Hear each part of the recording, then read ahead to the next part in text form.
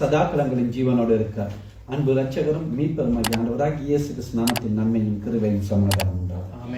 இந்த தியானத்துக்கு உதவியாக 1 கொரிந்தியர் 1 அதிகாரம் 18 வசனத்தை வாசிக்கிறோம். 1 கொரிந்தியர் 1 அதிகாரம் 18 வசனம்.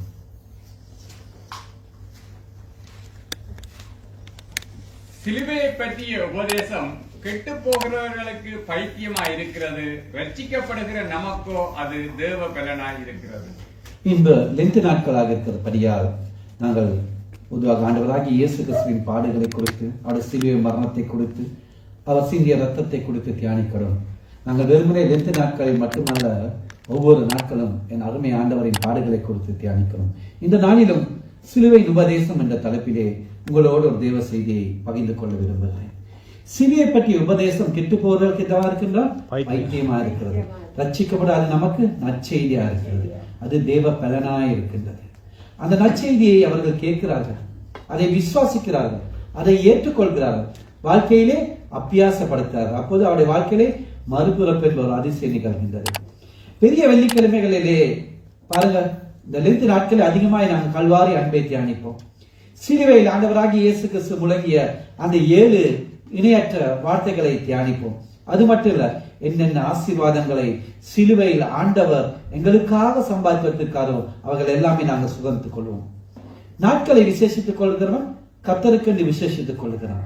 ஆகவே வருடத்தில் 52 வெள்ளிக்கிழமைகள் இருந்தாலும் பெரிய வெள்ளியை நாம் விசேஷ நாட்களாய் தியானிக்கிறோம். அதிலே ஆண்டவருடைய காயங்கள், அவருடைய ரத்தம், அவருடைய துன்பம், அவர் பட்ட பாடுகள், அவர் சிந்திய ரத்தம், இப்படி அவர் அனுபவித்த வேதனைகள், அப்படி பல தியானங்களை தியானிக்கத்தான் எங்கள் உள்ளத்திலே ஒரு அனல் வருகிறது.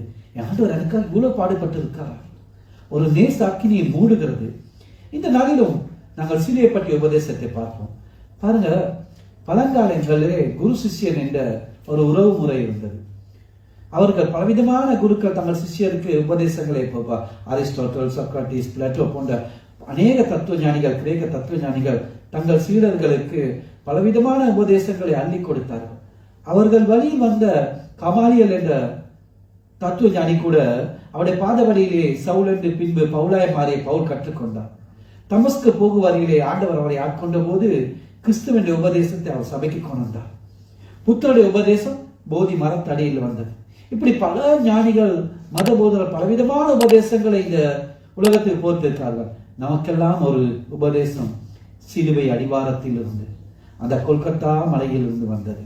அதுதான் சிலுவையின் உபதேசம், கிறிஸ்துவின் உபதேசம், என்றென்றைக்கும் நிலைத்திருக்கக்கூடிய உபதேசம். ஆண்டவரோடு நெருங்கி வாழ்ந்த சாது சுந்தர் சிங் திருவடி உபதேசம் என்ற ஒரு புத்தகத்தில் இருக்கிறார். அருமையான புஸ்தகம். ஆண்டவருடைய பாடுகளை கொடுத்தும் சுவைய மனத்தை கொடுத்தும் அதை எழுதியிருப்பார். அதை வாசிக்க வாசிக்க உள்ளம் அப்படியே எங்களை உருகும். சிலுவையில் ஆண்டவராக இயேசு கிறிஸ்து தியானித்தது என்ன பாருங்க. 6ஆம் நாள் படைக்கப்பட்ட மனிதனுக்காக 6 மணி நேரம் அந்த விண்ணையும் மண்ணையும் படைத்த மன்னவன் தொங்கிக் கொண்டிருந்தார். 9 மணிக்கு அவரை சிலுவையில் அடைந்தனர். மாலை 3 மணிக்கு எனக்காம் உங்களுக்காம் ஜீவனை கொடுத்தார். அந்த 6 மணி நேரமும் அவர் பேசியது வெறுமனே 7 வார்த்தைகள். அந்த 7 வார்த்தைகளை பேச அவருக்கு ஒரு 6 நிமிஷம் கூட போயிருக்காரு. 7 வார்த்தைகள் தொடர்ந்து பேசினாரா? இல்ல, இடையிலேயே பேசியிருக்க வேண்டும். அந்த பேசுறதுக்கெல்லாம் ஒரு நேரம் இருந்தது. அநேக நேரம் அமைதியா இருந்தார். அத்த நேசியா சொல்கிறார், அவர் சத்தம் விடாக்குற ஆட்டை போலவும் அவர் தம்முடைய வாயை திறவாதிருந்தார். அந்த சிலுவையின் உபதேசம் என்ன அடைய பிள்ளைகளே? முதலாவது அந்த சிலுவையின் உபதேசம் என்ன தெரியுமா? ஆண்டவர் சொல்லுகிறார், உன்னை நேசிக்கிறேன் மகனே மகளே என்று. அந்த நேசம் இந்த திருச்சபைகளிலே காணப்படாதது, விசுவாசிகளுக்கு காணப்படாதது என்று ஆண்டவர் தனிப்பட்ட ரீதியாக உங்களை ஒவ்வொருவரையும் பார்த்து சொல்றார், நான் உங்களை நேசிக்கிறேன் மகளே மகளே என்று அன்பு செலுத்துகிறேன். இந்த திருச்சபைகள் எங்கே அன்பு இருக்கின்றது? யூடியூபை பாருங்கள், சபைக்குள்ளே பாருங்கள், எங்கே கிறிஸ்தவ குடும்பங்கள் ஐக்கியம் இல்லை, அன்பு இல்லை, ஒன்றுமே இல்லை. ஆனால் நம்ம ஆண்டவர் என்னை உங்களை பார்த்துக்கிறார். அவர் சிலுவை முதலாவது உன்னை நேசிக்கிறேன் மகளே மகளே. அந்த சிலுவையிலே தான் தேவனுடைய அந்த அன்பு வெளிப்பட்டது. அந்த அன்பு எப்படிப்பட்ட தெரியுமா? எல்லையற்ற அன்பு. அது ஒரு தியாகமான அன்பு, கைமாறு கருதாத அன்பு, விலை மதிப்பட்ட அன்பு, சுயநலம் இல்லாத அன்பு, எல்லையற்ற அன்பு. அந்த அன்பை விலை மதிப்பற்ற அன்பு அத்தான் அகாபே அன்பு. அந்த கல்வாரி சிலுவையிலே உன்னை நேசிக்கிறேன் மகனே மகளே என்று அந்த அன்பை தான் வெளிப்படுத்தினான் தேவப்பிள்ளைகளே. பாருங்க, வேதத்தில் நீங்கள் ஆரம்பத்தில் ஆதியாகமத்திலிருந்து வெளிப்படுத்தல் விசேஷம் வரை ஆண்டவருடைய அன்பு நம்மை நோக்கி வளைந்து வந்த போதிலும் சிலுவையிலே தான் அவருடைய தியாகமான அன்பை நாங்கள் பார்க்கிறோம். கல்மனகும் உருவாகும் அந்த கல்வாரி அன்பு என்று படிக்கிறோம், அப்படிதானே? ஆனா இந்த கிறிஸ்தவர்களோட மனசு அப்படி இருக்குதா? இத்தனை ஆண்டுகள் ஆண்டவர் எனக்காகவும் உங்களுக்காகவும் பாடுகள் பட்டிருக்கா, அவருடைய பாடுகளை தியானிக்கட்டே கல்மனமும் உருவாகும் அந்த அன்புன்னு சொல்லுவாங்க. நான் இன்னைக்கு கிறிஸ்தவர்கள் நாங்கள் அப்படியே தானே இருக்கும் எங்களுடைய. ஆனா உலகத்தாருடைய மனசு போல கூட கிறிஸ்தவ மனசு இல்லையே. பாருங்க, இத்தனை எனக்காக என் ஆண்டவர் இவ்வளவோ பாடுகள் பட்டிருக்கார், வேதனைப்பட்டிருக்கார், துன்பகப்பட்டிருக்கார். இந்த கிறிஸ்தவர்கள் கிடையாது இத்தனை போட்டிகள், சண்டைகள், பொறாமைகள், எரிச்சல்கள். தேவ சமூகத்துக்கு ஒரு மரியாதை இல்லை. இவ்வளவா எனக்காக ஜீவனை கொடுத்த ஆண்டவருக்காக நான் என்ன செய்யறேன்? நாங்க சிந்திக்கணும், என்ன செய்யணும்? ஆண்டவருக்காக இவ்வளவு எனக்காக செஞ்சிருக்காரு. கல்மனக்கும் உருவாகும் கல்வாரி அன்பு, அந்த அன்புக்காக நான் என்ன செய்யறேன்? ஒருவன் யோவான் 15:13 சொல்லுகிறது, ஒருவன் தன் சிநேகிதருக்காக தன் ஜீவனை கொடுக்க அன்பிலும் அதிகமான அன்பு ஒருவனுக்கும் இல்லை. அதாவது ஒருவன் தன் நண்பனுக்காக இந்த உலகத்திலே இந்த பூமியிலே மரணத்தை ஏற்றுக்கொள்கிறான் என்றால் அதுதான் ஒரு உண்மையான பெரிய தியாகம். யாருக்காவது நாங்கள் ஒருத்தருக்காக போய் அவங்க ஜீவனை கொடுக்கிறோம். உண்மைக்குமே கிறிஸ்தவனுடைய சீடர்கள் அதுக்கு அழைக்கப்பட்டிருக்காங்க. அநேக ஆண்டவருடைய சீடர்கள் ஆண்டவருக்காக ஜீவனை கொடுத்திருக்கார்கள். இன்னும் கூட அநேக சுவிசேஷகர்கள், போதகர்மார் தன் ஜீவனை கொடுத்து வாழ்க்கையை அர்ப்பணிச்சு, குடும்பங்களை அர்ப்பணிச்சு, தங்கள் வேலைகளை அர்ப்பணிச்சு ஆண்டவருக்காக ஊழியம் செய்து கொண்டு பாடுபட்டு கொண்டு இருக்கார்கள். ஆண்டவராக இயேசு கிறிஸ்து பாருங்க, நல்ல ஒரு உதாரணம் தானே. தன் சிநேகிதருக்காக தன் நண்பனுக்காக ஜீவனை கொடுத்தார் அல்லவா? இந்த உலகத்தில் பலவிதமான உறவு முறைகள் இருக்கின்றன. கணவன் மனைவி உறவு முறை இருக்கின்றன, பெற்றோர் பிள்ளை உறவு முறை இருக்கின்றன, நண்பர்களுக்கு உறவு முறை, சகோதரர்கள் உறவு, சில அன்பர்கள் போலியான சபையில் விசுவாசிகளுக்கு உறவு முறை, போலியான உறவு முறைகள். கண்ட பைசலோட பிரதர் சிஸ்டர், பின்னுக்கு அவங்கள பத்தி பேசுறது என்ன அன்பு? போலியான அன்பு. இந்த கணவன் மனைவி எத்தனையோ குடும்பங்களிலே ஒரு அன்பு இல்லை, பாசம் இல்லை, நேசம் இல்லை, சுயநலமான அன்பு, தேவைகளுக்காக பழகும் அன்பு, ஆசை காட்டி மோசம் போகும் அன்புகள், மாய்மலமான அன்புகள். இந்த சபைகளை திருச்சபையிலே மாய்மலமான அன்பு கூடவா இருக்கின்றது. கண்டா ஒரு மாதிரி, காணாத ஒரு மாதிரி. கண்டா பிரைஸ்லோ எப்படி பதில் சுகமா இருக்கீங்களா? ஆனா மற்ற பக்கம் எங்கே அன்பு? அது பொய்யான அன்பு திருச்சபைகளே இல்லை. ஆனால் அந்த கல்வாரி அன்பு தேவ பிள்ளைகளே, அது கர்த்தருடைய நேசத்தின் உச்சிதமான அன்பு, அது மகா தியாகமான அன்பு, பரிசுத்தம் மனதுருக்கமான அன்பு, அது உண்மையான அன்பு, அத்தான் அகாப்பே அன்பு. அந்த அன்பு விலைமதிப்பற்ற அன்பு தேவ பிள்ளைகள். அந்த கல்வாரி சிலுவை, அந்த சிலுவையில் அந்த தன்னை நேசிக்கிற மகனையும் மகளை, அத்தான் உபதேசம். அந்த அன்பை நீங்க அளக்க முடியாது, அது எல்லையற்றது. அகலம் நீளம் உயரம் பார்க்க முடியாத அன்பு. எத்தனை கோடி கொடுத்தாலும் விலை மதிப்பட்ட அன்பு தான் என் ஆண்டவருடைய அன்பு. மனுஷன் அன்பெல்லாம் மாறி போகும். கணவன் மாறலாம், மனைவி மாறலாம், பிள்ளைகள் மாறலாம், நண்பர்கள் மாறலாம், உறவு மாறலாம், எல்லாமே மாறி போகும். அந்த ஆண்டவருடைய அன்பு ஒருபோதும் மாறாது. 1 யோவான் 3:14 வாசிப்போம்.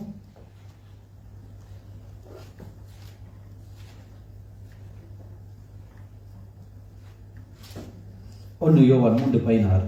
அவர் தம்முடைய ஜீவனை நமக்காக கொடுத்ததினாலே அன்பு இன்னதென்று அறிந்திருக்கிறோம். நாமும் சகோதரருக்காக ஜீவனை கொடுக்க கடனாளிகளாய் இருக்கிறோம். அவர் தம்முடைய ஜீவனை நமக்காக கொடுத்ததனால் அன்பு இன்னதென்று அறிந்திருக்கிறோம். நாமும் சகோதரருக்காக ஜீவனை கொடுக்க கடனாளியா இருக்கிறோம். சகோதரருக்காக ஜீவனை கொடுக்க தேவையில்ல. சகோதரர்களை பத்தி எரிச்சலா, பொறாமையா, அவர்களை பத்தி குறை சொல்லாம இருந்தாலே நாங்கள் போதும். இத்தான் கல்வாரி அன்பு, உண்மையான அன்பு தேவப்பிள்ளைகளே. இந்த உலகத்தில் திடீரென்று அன்பு காட்டுவார்கள். உங்களுக்கு காசு, பணம், பதவி, நீங்கள் உயர்ந்த ஸ்தானத்தில் இருக்கும்போது உங்களுக்கு அன்பு காட்டுவார்கள். பிறகு பழகிட்டு ஓடி உங்கள்கிட்ட ஒண்ணுமே இல்லைன்னு உங்களை யாருமே மதிக்க மாட்டாங்க. அப்படிதான் உலகத்தில் அன்பு. உங்களுக்கு காசு இருக்கு, பணம் இருக்கு, நீங்க நல்ல ஸ்தானத்தில் இருக்கீங்க, உங்கள்கிட்ட ஒரு தேவை இருக்கு, எல்லாமே பழகுவாங்க. ஆனா கர்த்தருடைய அன்பு என்றென்றைக்கும் உள்ள அன்பு, அது மாறாத அன்பு தேவப்பிள்ளைகளே. நேற்று மீண்டும் மீண்டும் நாளைக்கு மாறாத அன்பு. அன்றோட அன்பு ஒரே மாதிரி இருக்கும். உனக்கு காசு இருக்கோ, பணம் இருக்கோ, அது எல்லாமே மாறாது. நான் தான் ஆண்டவர் மேற்குல டைமுக்கு மாறுவோம். ஆனால் ஆண்டோடைய அன்பு ஒரு போதும் மாறாத அன்பு தேவ பிள்ளைகளே. தம் இவ்வுலகத்திற்கு தம்முடைய அன்பு வைத்தபடி முடிவு பரியந்தம் அடுத்த அன்பு வைத்தார். அவர் முடிவு பரியந்தம் நமக்கு மரணம் நேரிடும் வரை, ஆண்டவருடைய வருகை வரை அந்த அன்பு மாறாத அன்பு. சில ஆண்டுகளுக்கு முன்பாக ஒரு வாலிபன் ஒரு கொலை செய்து விட்டு ஜெயிலுக்கு சென்றான். அவனுக்கு தூக்கு தண்டனை கொடுக்கப்பட்டது. இது உண்மையான சம்பவம் தேவ பிள்ளைகளே. தூக்கு தண்டனை நாளும் விதிக்கப்பட்டது. அப்போது ஒரு சுவிசேஷகர் போதகர் சிறைச்சாலைக்கு சென்று ஆண்டவராகிய இயேசு கிறிஸ்துவின் தியாகமான அந்த அன்பை, உண்மையான அன்பை அவனுக்கு வர்ணித்து சொன்னான். மகனே, உன்னை ஒரு கொலைக்காரன் என்றலாம், உன்னை எல்லாமே வெறுத்து இருக்கலாம். நீ நாளைக்கு தூக்கம் சென்று மறைத்தால் நீ எங்கே இருப்பாய்? உன் ஆத்மாவுக்கு என்ன ஆகும்? உன்னை உருவாக்கினவர், உன்னை தேடி வந்தவர், உனக்காக ரத்தம் சிந்தினவர், உனக்காக கடைசி ஒட்டு சிந்தத்தின் ஜீவனை கொடுத்தவர் உன்னை நேசிக்கிறார் மகனே மகளே என்று ஆண்டவருடைய அன்பை அவர் விளக்கினார். அந்த கொலைக்காரனுடைய கண்களில் கண்ணீர் வடிந்ததா. அன்பானவர்களே, எத்தனையோ ஆண்டவருடைய அன்பை பற்றி, எத்தனையோ தேவனை பற்றி செய்திகள் சொல்கிறோம். எங்களுடைய கண்களில் கண்ணீர் வடிகிறதா? இல்லை. அன்றைக்கு தன்னுடைய உள்ளத்தை கர்த்தருக்கு ஒப்பு கொடுத்தான். எத்தனை பேர் நாங்கள் உண்மையாய் எங்களுடைய உள்ளத்தை ஒப்பு கொடுத்து கர்த்தருக்காக வாழ்கிறோம்? ஆண்டவருடைய உண்மையான அன்பை எத்தனை நாள் அறிந்திருக்கிறோம்? அவன் ஒரே நாள் தான் அறிந்தான். எத்தனை நாள், எத்தனை தேவ செய்திகள், சனிக்கிழமை ஞாயிற்றுக்கிழமை மெசேஜ் பட்டியல யூடியூப், வாட்ஸ்அப், எத்தனை செய்திகளை கேட்கிறோம். அந்த வாலிபன் அன்னைக்கு ஜெபிக்க கற்றுக்கொண்டான். அவனுடைய உள்ளத்தை அப்படியே ஒரு தெய்வீக சமாதானம் ஆட்கொண்டது. அப்படியே ஒரு பெரிய சமாதானம் ஆட்கொண்டது. அந்த தூக்கு கயிறுக்கு போகிற நேரம் வந்தது. அந்த போதகர் கற்றுக் கொடுத்த ஒரு பாடலை பாடிக்கொண்டே போனான். இயேசு நேசிக்கிறார், இயேசு நேசிக்கிறார், இயேசு என்னை நேசிக்க நான் செய்த மாதாவமோ, நீச நான் என்றைக்கும் இயேசு நேசிக்கிறார், இதை உணர்ந்த நான் அன்பின் கருத்துக்குள் ஆவராய் பாவேன். சொன்னாரா, இயேசு நேசிக்கிறார், இயேசு நேசிக்கிறார், இயேசு நேசிக்க நான் செய்த மாதாவமோ. என்னை போல பாவிகள்லாம் இயேசு நேசிக்க நாங்கள் என்ன தவம் செஞ்சிருக்கோம்? பாவிகளே நாங்கள் பாவிகள். இந்த தேவ சமூகத்தை நீங்க பிரசங்கம் செய்ய தகுதி இல்லாதவர்கள் நாங்கள். நீசன்தான் இயேசு நேசிக்கிறார், நான் அறிவில்லாதவன் இல்லையே, என்னை இயேசு நேசிக்கிறார், நான் அவட அன்பன் கருத்துக்குள்ள எடுப்பனா? அப்படி பாடிக்கொண்டு சென்றான் தேவப்பிள்ளைகளே. அப்படிப்பட்ட என்னையும் உங்களையும் தான் தேவன் நேசிக்கிறார். நாங்கள் சாக்கடைகள், நாங்கள் புழுதியில் இருந்தவர்கள், பாவிகள் நாங்கள். என்னையும் உங்களையும் ஆண்டவர் நேசிக்கு ஜீவனை கொடுத்தார் என்றால் நாங்கள் என்ன பெரிய தாவமா செய்திருக்கோம். எப்படிப்பட்ட ஆண்டவருடைய அன்பு தேவப்பிள்ளைகளே. தேவப்பிள்ளைகளை இந்த அன்பட்ட உலகத்திலேயே நாங்கள் வாழ்கிறோம். சில நேரம் அன்புக்காக நெய்கிறதா இருக்கோம். கணவன் மனைவி இடத்துக்கு, மனைவி கணவன், பெற்றோர் பிள்ளைகளுக்கு, நண்பர், ஏதோ அன்புக்காக நாங்கள் ஒரு அனாதை போல நான் வந்து கொடுக்கிறோம். அந்த நேரம் தேவப்பிள்ளைகளே, அந்த கல்வாரி சிலுவையை நோக்கி பாருங்கள்.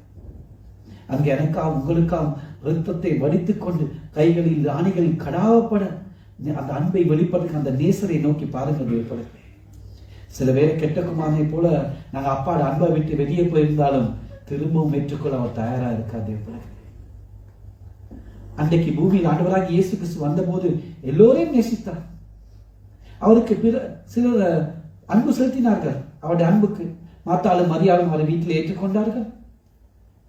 லாசரு சிநேகிதன் என்று அழைக்கப்பட்டார். லாசரு வியாதிப்பட்டு மறித்த போது அவர் கண்ணீர் விட்டு அழுதார். அவருடைய மனதுருக்கம் அவன் உயிரோடு எழுப்பியது. எவ்வளவாய் நேசித்தார். அதே போல எங்களை எவ்வளவாய் நேசித்திருப்பார். எத்தனை காரில் கடந்து வந்த பாதைகளை நினைத்து பாருங்கள் தேவ பிள்ளைகளை. எங்கள் வாழ்க்கை நிலைமைகளை பாருங்கள். எப்படியாய் என்னை ஆண்டவர் வழி நடத்திருப்பார், எவ்வளவாய் நேசித்திருப்பார். என் வாழ்க்கை நிலைமை, என்னை இப்போது வைத்திருக்கும் நிலைமையை பாருங்கள். ஆண்டவருக்கு நாங்கள் என்ன பிரதி உபகாரம் செய்கிறோம்? அன்று மாத்தாலும் மரியாதை தன்னை வீட்டில் ஏற்றுக்கொண்டார்கள். ஆண்டவரை நாங்கள் என்ன பிரதி உபகாரம் செய்யணும்? ஆண்டவர்கள் எல்லாத்துக்கும் ஒரே மாதிரி அன்பு செலுத்தார். என்ன காரியத்தில் ஆண்டவருக்கு நாங்கள் பிரதிபாரம் செய்வோம்? ஏனோ தானோ என்ற ஒரு கிறிஸ்தவ வாழ்க்கையை வாழ்ந்து கொண்டிருக்கோம் தேவப்பிள்ளைகளே. ஆண்டவருடைய அன்புக்கு என்ன பிரதி உபகாரம், நாங்கள் என்னென்ன செய்யணும்னு உங்களுக்கு தெரியும் தேவப்பிள்ளைகளே. சிலுவையில் அவர் சிந்தின ரத்தம் அவருடைய தூய அன்பு. சிலர் சொல்லுவாங்க தாப்பன் அன்பை போல, தாயோட அன்பை போல, சகோதரன் அன்பை போல, இல்லாட்டி சிநேகிதர் அன்பை போல சொல் என்னதான் அன்பு போல ருசியை பார்த்தாலும் அந்த சிலுவையில் பிழியப்பட்ட அன்புக்கு ஈடு இல்லை தேவ பிள்ளைகளை. அது வெளியேறப்பெற்றது. ஆகவே சிலுவையின் முதலாவது உபதேசம் உன்னை நேசிக்கிற மகனே மகளே என்று சொல்கிறார். இரண்டாவது லூக்கா 23:34 ஏ பகுதியை மற்றும் வாசிப்போம். லூக்கா 23:34 ஏ பகுதி.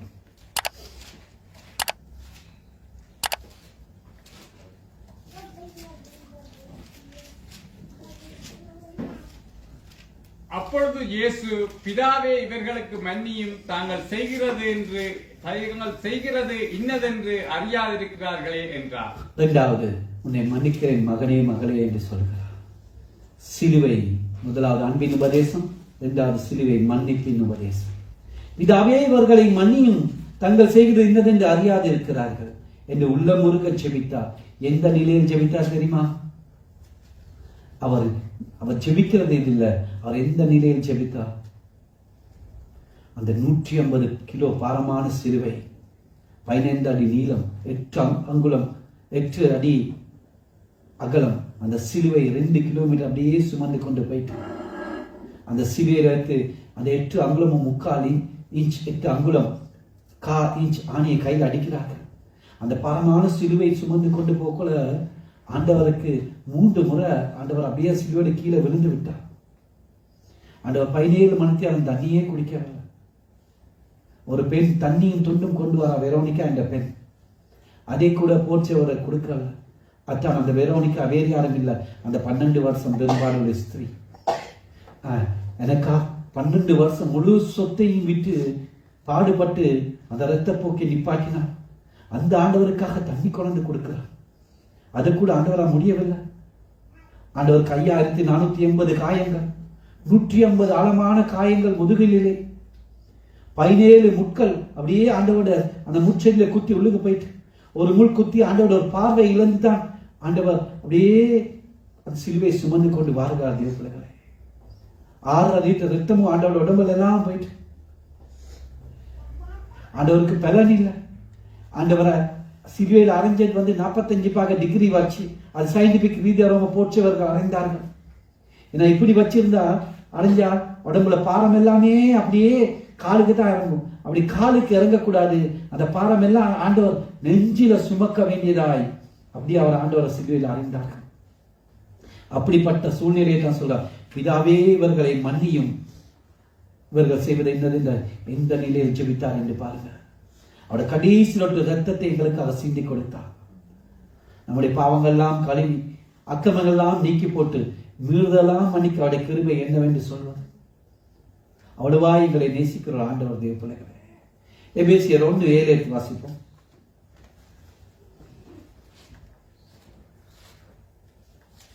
எபேசியர் 1:7 அவருடைய கிருபையின் ஐஸ்வரியத்தின்படியே இவருடைய இரத்தத்தினாலே பாவ மன்னிப்பாகிய மீட்பு இவருக்குள் நமக்கு உண்டாயிருக்கிறது.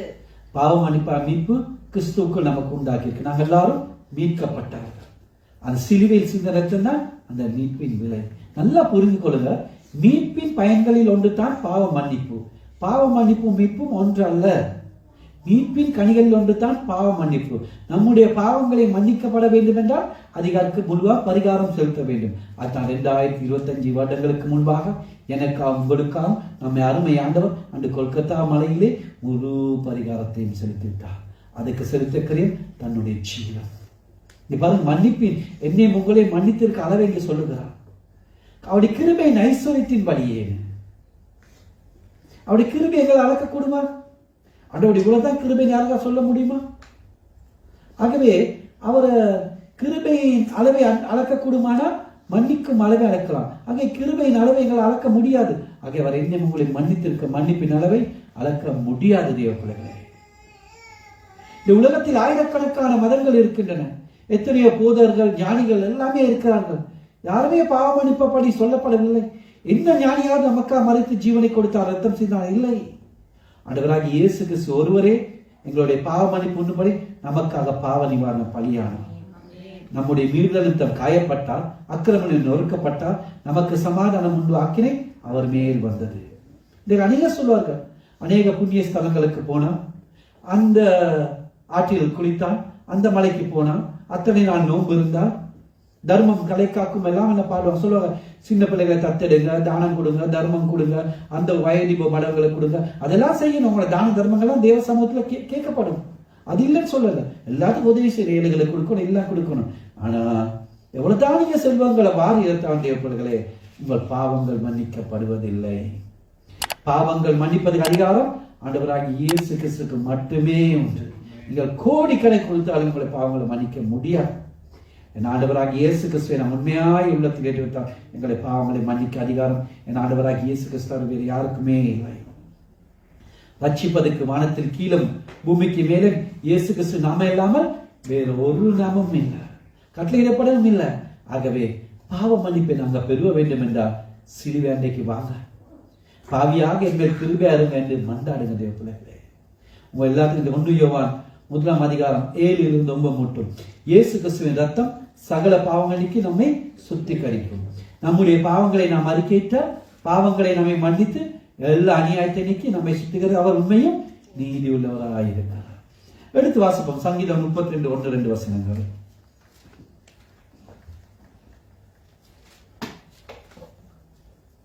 எவனுடைய மீறுதல் மன்னிக்கப்பட்டதோ, எவனுடைய பாவம் மூடப்பட்டதோ அவன் பாக்கியவான். எவனுடைய அக்கிரமத்தை கர்த்தர் எண்ணாதிருக்கிறாரோ, எவனுடைய ஆவியில் கபடமில்லாதிருக்கிறதோ அவன் பாக்கியவான். ஆமென். எவனுடைய மீறுதல் மன்னிக்கப்பட்டதோ, எவனுடைய பாவம் மூடப்பட்டதோ அவன் பாக்கியவான். எவனுடைய அக்கிரமத்தை கர்த்தர் எண்ணாதிருக்கிறானோ, எவனுடைய ஆவியில் கபடமில்லாதிருக்க அவன் பாக்கியவான். இவெல்லாம் நடக்க வேண்டும் என்றால் ஆண்டவராகிய இயேசுக்கு சிலுவை என்று வர வேண்டும் தேவர்களே. நாங்கள் பாவத்தை அறிக்கையிடாமல் போனால் பாவ மன்னிப்பை பெற முடியாது. யாருமே பரிசுத்தமான இல்லை. ஆண்டவருடைய பாவ மன்னிப்பு அந்த பாவங்கள் அறிக்கையிடும். இல்லை நம்ம அந்த பாவம் பின்தொடர்ந்து கொண்டே இருக்கும். பாவம் உன் வாசற்படியில் படுத்திருக்கும் என்று வேதம் சொல்லுகின்றது.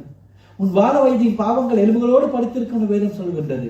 அத்தோடு நிற்பதில்லை, அது எங்களை பாதாளத்துக்கே கொண்டு போய்விடும். எங்களுடைய பாவங்களை அறிக்கிட்டு மெய்யாக கல்வி சிலுவையாண்டில் செல்லும் போது என் ஆண்டவராக எப்படி ஒரு பிள்ளைய நாங்கள் பிள்ளைகள் ரோட்ல தூசியில விளையாட என்ன செய்வோம், அதை கூட்டு வந்து நல்லா குளிப்பாட்டி நல்லா சோப்பெல்லாம் போட்டு நல்லா பவுடர்லாம் போட்டு அழகா வச்சிருப்போம். அந்த பிள்ளை தூசி அதிகமாய்த்தான் நம்முடைய பரம தாப்பனைகள் சிலுவையாண்டில் அழைத்து சென்று அவருடைய விலையேறப்பட்ட ரத்தத்தினால் என்னையும் உங்களை கழுவி பரிசுத்தமாக்கி எங்கள் பாவங்கள் எல்லாம் மன்னித்து எங்களை பரிசுத்தமாக்குறார்கள். நாங்கள் செய்ய வேண்டியது உண்மையாய் அவருடைய சிலுவை அண்டையில் செய்து என் ஆண்டவரின் அன்பின் முகத்தை பார்க்க வேண்டும். முதலாவது ஆண்டவர் சொல்கிறார், சிலுவையினர் உன்னை மன்னிக்கிறேன், உன்னை நேசிக்கிறேன் மகனே மகளே என்று. இரண்டாவது சொல்கிறார், உன்னை மன்னிக்கிறேன் மகளே மகனே மகளே என்று. மூன்றாவது கலாத்தியர் 3:13.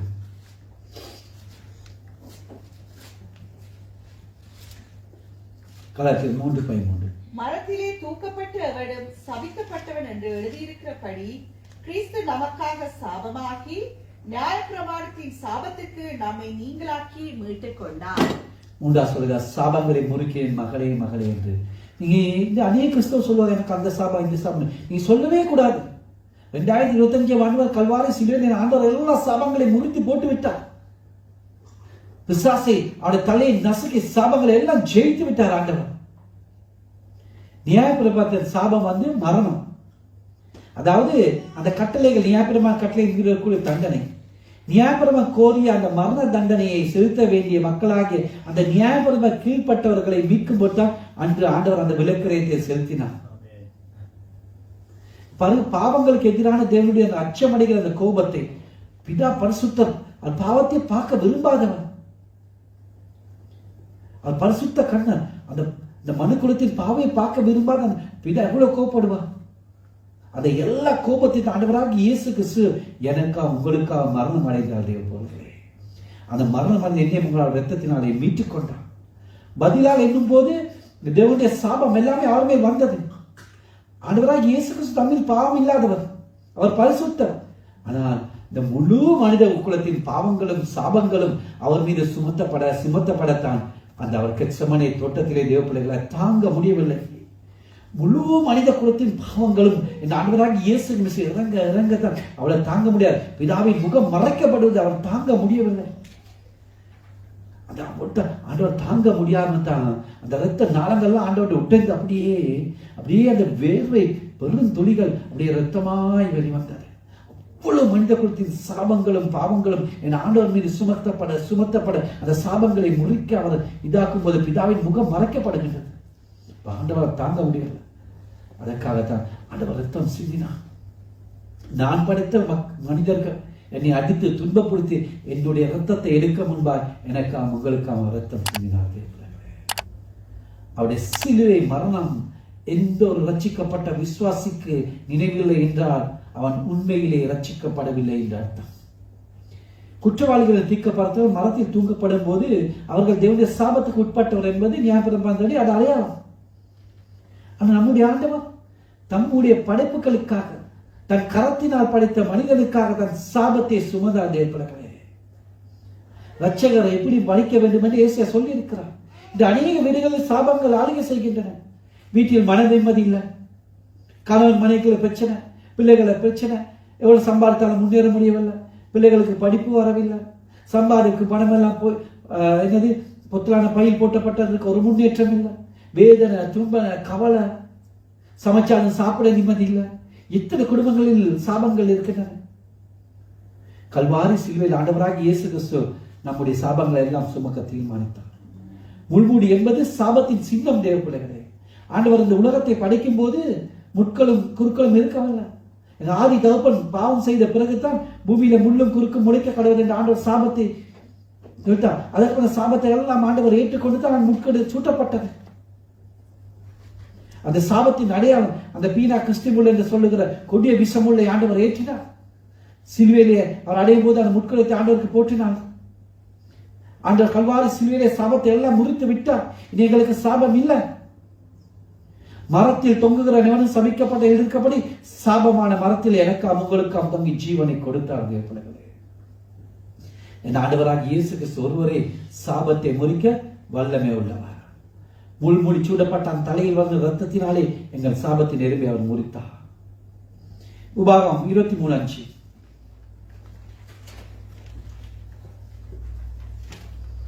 உபாகம் 23:5. உன் தேவனாகிய கர்த்தர் பிலேயாவுக்கு செவி கொடுக்க சித்தமில்லாமல் உன் தேவனாகிய கர்த்தர் உன்மேல் அன்பு கூர்ந்தபடியினால் உன் தேவனாகிய கர்த்தர் அந்த சாபத்தை உனக்கு ஆசீர்வாதமாக மாற பண்ணினார். ஆமென். உன் தேவனாகிய கர்த்தர் உன்மேல் அன்பு கூர்ந்தபடியினால் உன் தேவனாகிய கர்த்தர் உன் சாபத்தை உனக்கு ஆசீர்வாதமாக மாற பண்ணினார். இந்த சாபத்தை 1000 வழிகள் நான் சம்பாதித்துக் கொள்ளலாம். சில பொறாமையில மற்றவரை சபிப்பார்கள். வாங்கின கடனை திருப்ப கொடுக்காதனால் சபிப்பார்கள். சொல்ல காசு கொடுத்து வரல சபித்தால் மட்டும் போல சில மந்திர தந்தவார்கள், பில்லி, சூனியங்கள் அப்படியெல்லாம் ஏவுதல் எல்லாம் செய்வார்கள். ஜனங்களால் வருகிற சாபங்களும் உண்டு, நாங்களே நமக்கு தேடிக்கொள்ள சாபங்களும் இருக்கு. தேவப்படைகளை சம்பாதித்துக்கொள்ள சாப்பிட்டு முற்பிதாக்கள் வருகின்ற சாபங்களும் உண்டு. எந்த சாபமாக இருந்தாலும் சரி, கர்த்தர் ஒருவரே சாபங்களை முறிக்க வல்லமை உள்ளவராக. யார் எங்களுக்கு சபிச்சாலும் பிரச்சனை. தேவப்படைகளை நீங்க ஆண்டவராகி இயேசு கிறிஸ்துக்குள் இருக்கும் போது, உண்மையாய் அவருக்குள் இருக்கும் போது, நீங்க இயேசு கிறிஸ்துக்குள் வாழ்ந்தால் மட்டும் அந்த சாபங்களை முறிக்க அவர் வல்லமை உள்ளவராக இருக்கிறார். நெகமியாவுடைய பேரை குறிப்பிட்டு சொல்லுகிறார், அந்த சாபத்தை ஆசீர்வாதமாத்தின எங்களுடைய தேவன் என்று. எந்த சாபமா இருந்தாலும் எத்தனை பேர் எங்களை சபிக்கலாம், எங்கள் முற்பிதாக்கள் சாபங்கள் வந்து இருக்கலாம், எல்லா சாபத்தை முறித்து அது ஆசீர்வாதம் மாற்ற வல்லமை உள்ள நம்முடைய தேவன். கிறிஸ்து நமக்கு சாபம் வாங்கி என்று பவுலடிகள் சொல்லுகிறார். அதாவது நம்முடைய சாபத்தை நமக்கு வர வேண்டிய இடத்துக்கு அவர் வந்தார். அந்த சாபங்கள் எல்லாம் மகிழ்ச்சியோடு ஏற்றுக்கொண்டார். வெளிப்பாடு 22:3 சொல்லுகின்றது, இனி சாபம் வராது, தேவனும் ஆட்டுக்குட்டியாரும் இருக்க சிங்காசனம் அதில் இருக்கும் என்று. ஆகவே தேவ பிள்ளைகளே, அந்த சிலுவையின் முதலாவது அண்டர்ஸ்டாண்ட், மகனே மகளே உன்னை நேசிக்கிறேன், உன்னை மன்னிக்கிறேன் மகனே மகளே, உன் சாபங்களை போக்குறேன் மகளே மகளே என்று சொல்கிறார். 4வது மத்தேயு 8:17. மத்தேயு 8:17.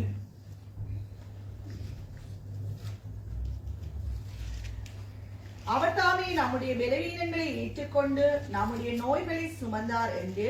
போதும், உன்னை குணமாக்குறேன் மகனே மகளே என்று சொல்லுகிறார். சிலுவையின் உபதேசம் என்ன? சிலுவையில் நமக்காக காயங்களின் தழும்புகளை ஏற்றுக்கொண்டு ஆண்டவராகிய இயேசு கிறிஸ்து உங்களை பார்த்து சொல்லுகிறார், என் தழும்புகளால் உன்னை குணமாக்குறேன் மகனே மகளே என்று. இந்த இடத்தில் யாராவது நீங்க பலவீனமா இருக்கலாம், இதோ உடம்பத்தில் பலமில்லாமல் வியாதியோடும் வேதனையோடும் துன்பத்தோடும் இருக்கலாம், தீராத ஒரு பிரச்சனையா இருக்கலாம். ஆண்டவர் சொல்கிறார், என் தழும்புகளால் உன்னை குணமாக்கும் மகனே மகளே என்று சொல்லுகிறார். உன்னை குணமாக்கும்படி கிளியோத்தின் பிசித்தைலமாக என் ரத்தத்தை சிந்தி கொடுக்கிறேன் என்று எங்களுக்கு வாக்களித்து இருக்கிறார். அதனுடைய வாக்கு தத்தெல்லாம் ஆமென்றும் ஆமேண்டும் என்று இருக்கின்றது. அவர் போயிருக்க மனுஷரும் அல்ல, மனமாற மனுபுத்திரமா அவர் சொல்லியும் செய்யாதிருப்பாரோ, வசனத்தை நிறைவேற்றாதிருப்பாரோ. அப்படிப்பட்ட ஆண்டவருக்கு அவர் நம்புங்க. அவருடைய குணங்களால் உங்களை அவர் குணமாக்குவார். எந்த பலவீனமா இருந்தாலும் ஆண்டவரை நம்புங்க. 1 பேதுரு 2:24.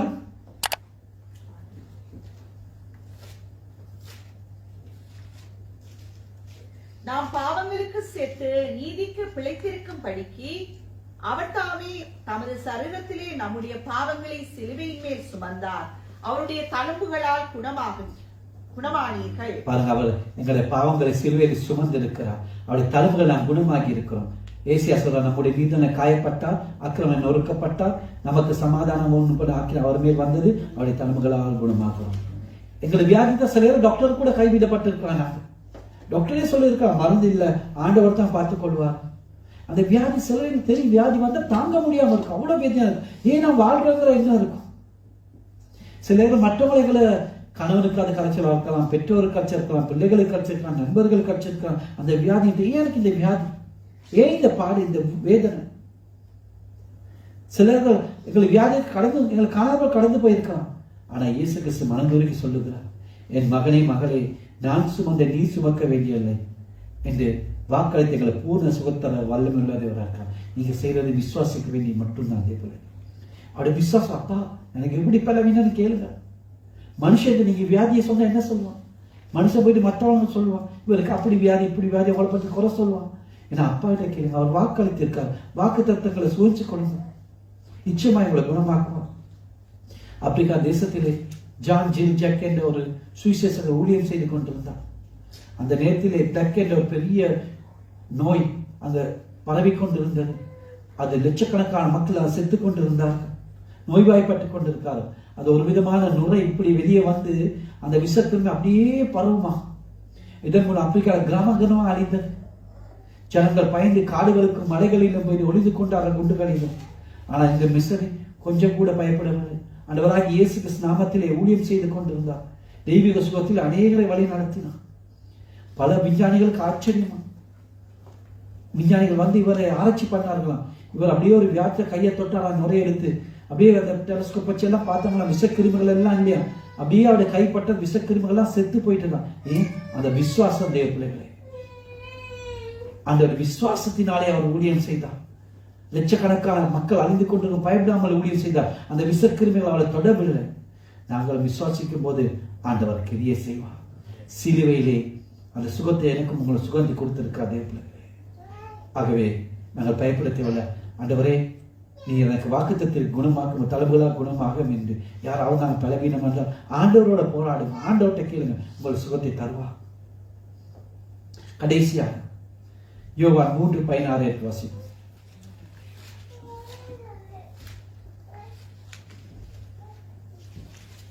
தேவன் தம்முடைய ஒரே பேரான குமாரனை விசுவாசிக்கிறவன் எவனோ அவன் கெட்டு போகாமல் நித்திய ஜீவனை அடையும்படிக்கு அவரை தந்தரலி இவ்வளவால் உலகத்தில் அன்பு கூர்ந்தார். ஆண்டவர் சிலுவை சொல்லார், மகனே மகளே, உன்னை நேசிக்கிறேன், உன்னை மன்னிக்கிறேன் மகனே மகளே, உன் சாபங்களை முறிக்கிறேன் மகளே, உன்னை குணமாக்கிறேன் மகனே மகளே. கடைசியா சொல்லுகிறார், நித்திய ஜீவனை தருகிறேன் மகனே மகளே என்று. அந்த கல்வாரி சிலுவையிலே என் அருமை ஆண்டவர் ஜீவனை கொடுத்தது எனக்கு உங்களுக்கு நித்திய ஜீவனை தருவதற்காக. இருளிலும் அந்தகாரத்திலும் பாவத்திலும் பிசாசு பொட்டியும் நரக வாசிகளாயிருந்த என்னையும் உங்களை விட்டுவிட்டு அந்த நித்திய ஜீவனை சுமந்து அன்றைக்கு ஜீவனை விட்டார். தேவன் இவ்வுலகத்தில் உலவாய் அன்பு கூர்ந்தார். உலகம் என்பது மனித குலம் எல்லாமே அதில் அடங்கும். ஆண்டவர் மனிதன் பாவங்களை மனிதனின் சேர்ந்த உலகத்தில் இந்த பொல்லாத அமைப்பை ஆண்டவர் விரும்பல, மாறாக யாருமே கெட்டு போகக்கூடாது என்பதற்காக தன் அன்பில் அன்பு கூர்ந்தார். அவர் தம்முடைய ஒரே பேரான குமார் தந்தார் என்பது அன்பின் அளவு போறது அல்லவா?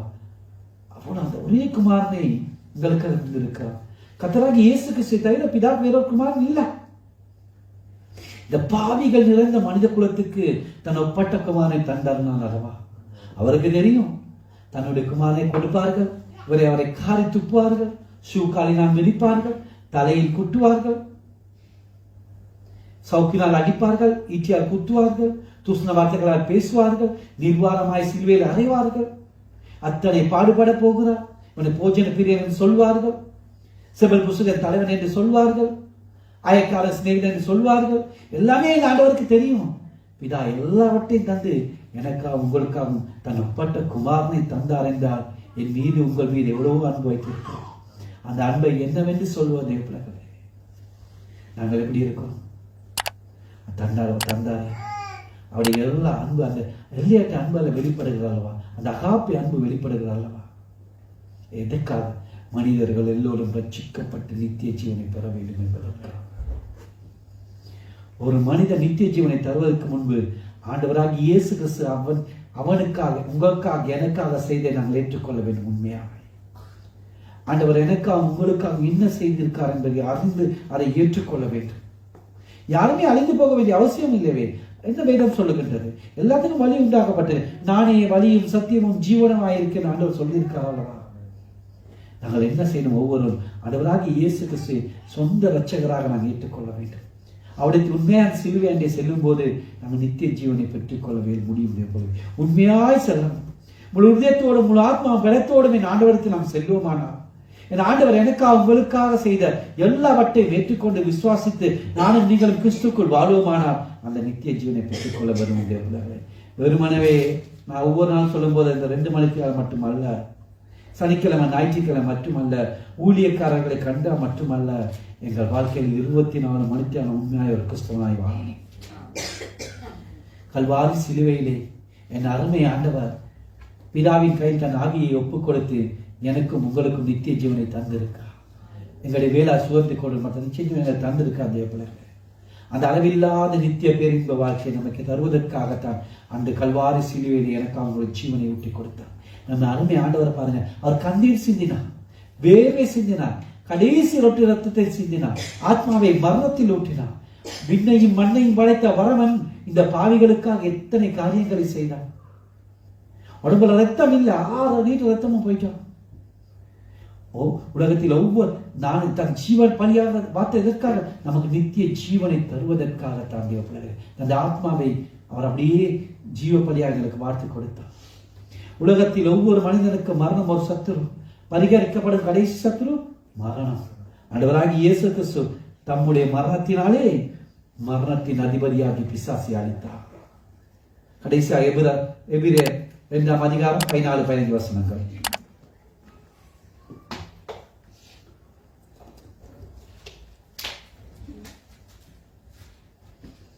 எபிரேயர் 2ஆம் அதிகாரம் 14-15 வசனங்கள். ஆதலால் பிள்ளைகள் மாம்சத்தையும் இரத்தத்தையும் உடையவர்களாய் இருக்க அவரும் அவர்களைப் போல் மாம்சத்தையும் இரத்தத்தையும் உடையவரானார்.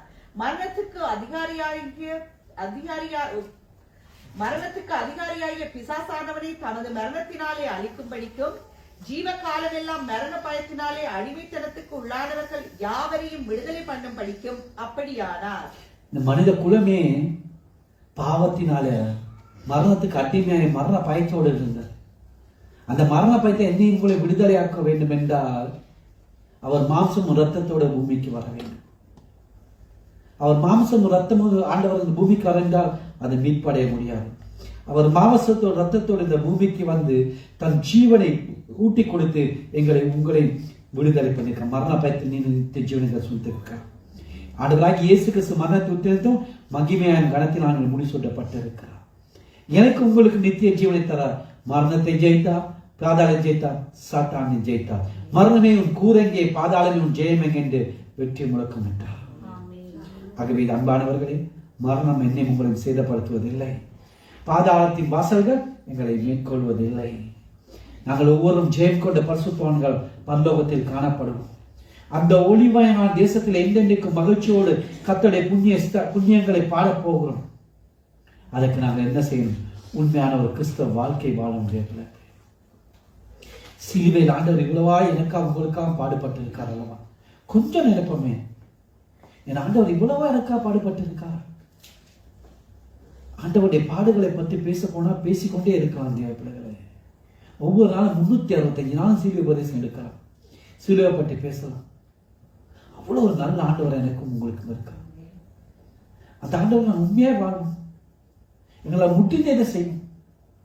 ஆண்டவர் சொன்ன ஆண்டவர் தான் சபை, அவருடைய சுய ரத்தத்தினால் உருவாக்க சபமாகி சபை.